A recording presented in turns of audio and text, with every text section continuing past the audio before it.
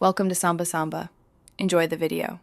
You start by confirming you're signed into the correct Apple ID and two-factor authentication is on. Once done, open Wallet and tap Apple Card to access account options. Make sure you have your new card number, expiry, CVV or bank routing, and account number ready because you will need to add or select them in the next steps. If you use family sharing or a different Apple ID, verify you're on the card owner's device before proceeding, so the change applies to the right account. You now tap the three-dot menu and choose Payments and Shipping or Card Details depending on iOS version. This shows active payment methods.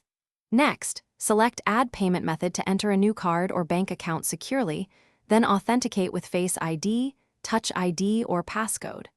Once the new method appears, choose it as your primary Apple Card payment source and update billing address if required.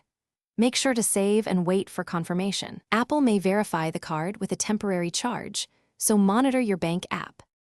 Finish by reviewing your monthly payments section to ensure the newly selected method is set for Apple Card payments. Once done, double-check scheduled payments and recent transactions to confirm the change took effect. If the new method doesn't show, restart the Wallet app or your iPhone and reopen the card. Sometimes UI needs refresh.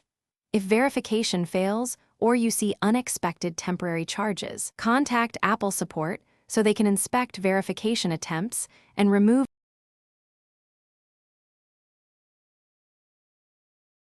Thanks for watching. Consider subscribing if we helped you.